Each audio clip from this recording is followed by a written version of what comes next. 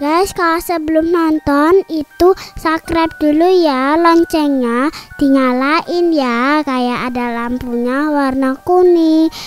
Bye bye, sampai jumpa di like, comment, share, dan subscribe. Tombol lonceng diklik sampai berwarna abu-abu. Bye bye.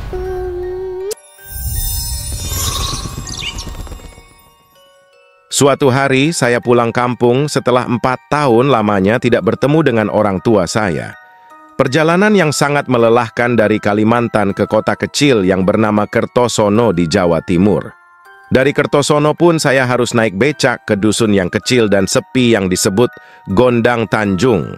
Itulah desa saya tempat saya dibesarkan oleh kedua orang tua saya. Saya adalah anak ke-9 dari 11 bersaudara dan sekarang yang tinggal di rumah hanya kakak saya dan adik saya menemani orang tua saya di rumah.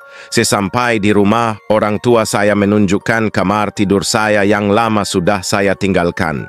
Ketika masuk kamar, saya pun heran karena semua tertata persis seperti dulu waktu saya tinggalkan. Hal pertama yang saya lakukan adalah membuka jendela kamar saya. Saya sangat kaget melihat keluar jendela kamar tidur saya. Nampak rumah yang sangat tua, tidak berpenghuni yang sangat tidak terurus. Saya pun berkata dalam hati, rumah itu dulu bagus, kenapa sekarang seperti ini? Saya pun langsung ingat cerita orang-orang mengenai rumah itu, bahwa dulu rumah itu adalah tempat maaf, pembantaian G30 SPKI, dan rumah tersebut terkenal sangat berhantu.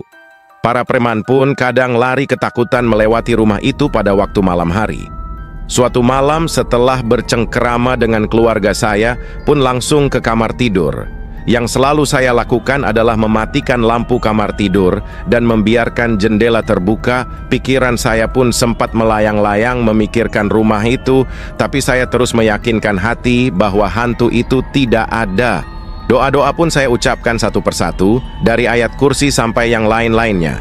Akhirnya saya pun tertidur juga dengan menghadap tembok memeluk sebuah guling.